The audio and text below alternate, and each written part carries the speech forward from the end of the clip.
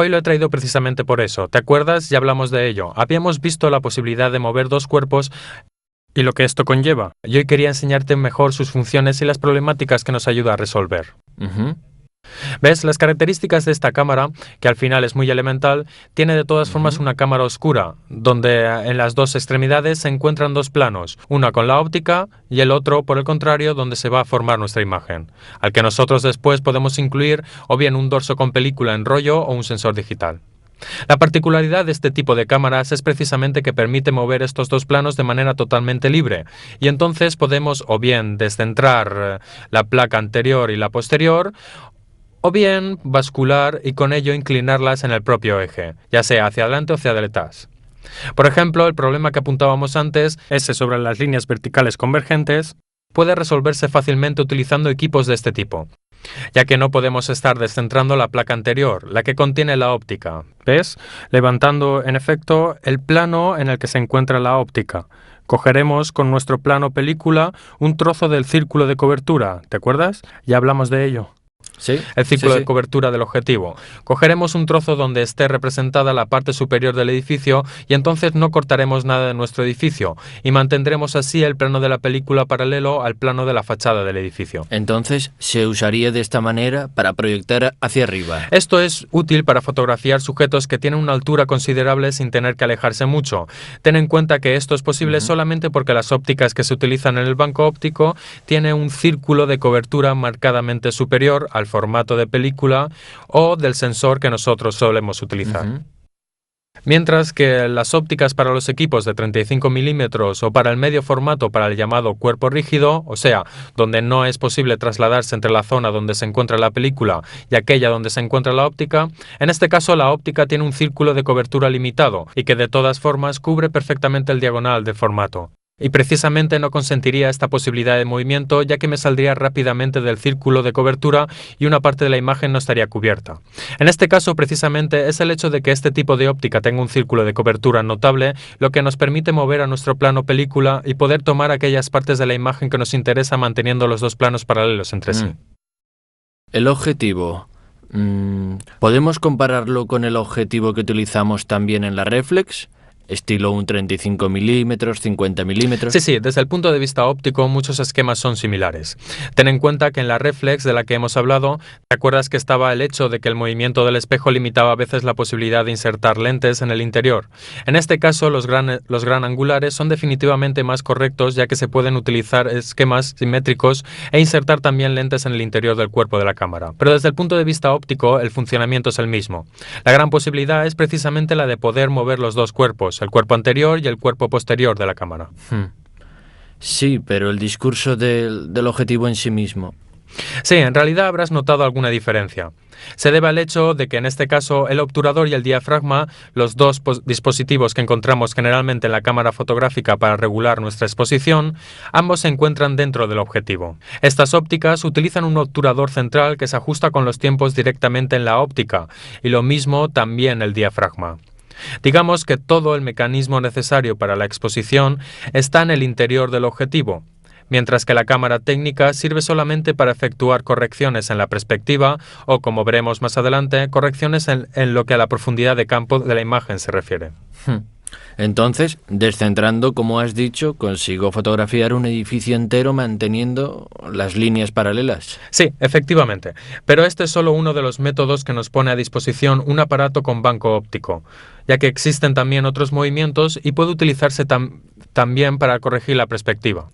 Por ejemplo, podemos también fotografiar un edificio desde abajo y hacia arriba, esta vez, sin embargo, inclinando el aparato de esta manera.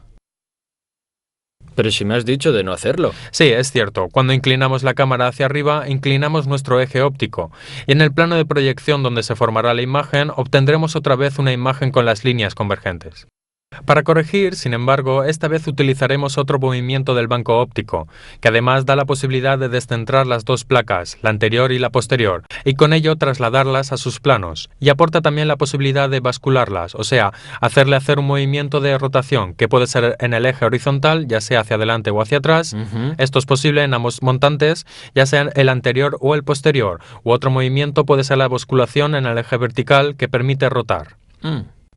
En este caso, aprovechamos el basculamiento en el eje horizontal y llevaremos así el montaje posterior de nuestro paralelo a la fachada del edificio que tenemos enfrente.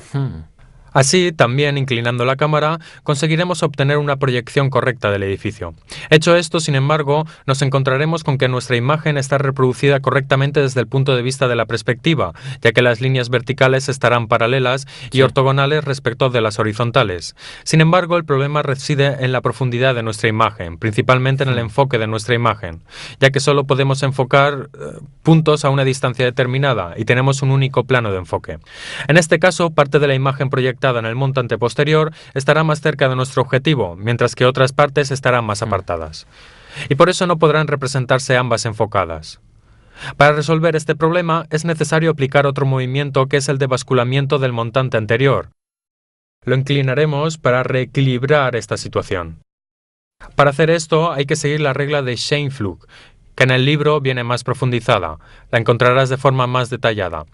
De todas formas, resumiéndola, esta regla dice que el plano en el que se va a formar la imagen, el plano en el que se encuentra la óptica, o sea, el plano anterior en este caso, es el plano del sujeto a retratar. Tienen que converger los tres en un punto, es decir, tienen que cruzarse los tres planos en una línea recta siendo planos.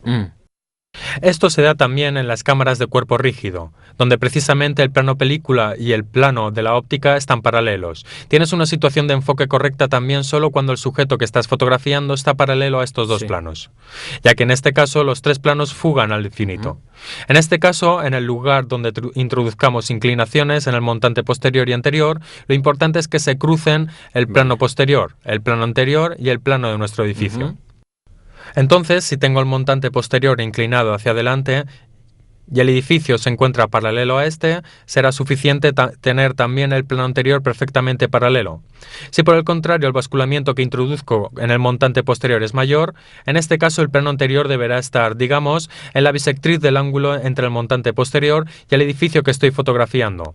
Y entonces este tendrá que tener un basculamiento hacia adelante más suave, pero que nos permita tener perfectamente enfocado nuestro edificio, independientemente del diafragma que utilicemos. De hecho, una de las preguntas que quería hacerte es ¿cómo se hace para saber si el ángulo de toma es eso, perfecto?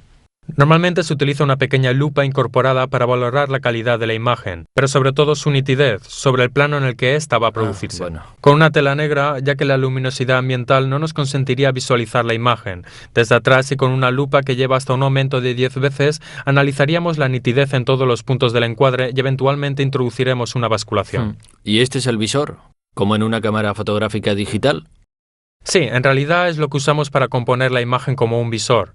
Pero si te das cuenta, en la reflex digital ves la imagen derecha y ya orientada correctamente a la izquierda y derecha, y la que ves no es la imagen en el plano de la película, sino una imagen redirigida por el espejo y el pentaprisma que tienes en tu visor.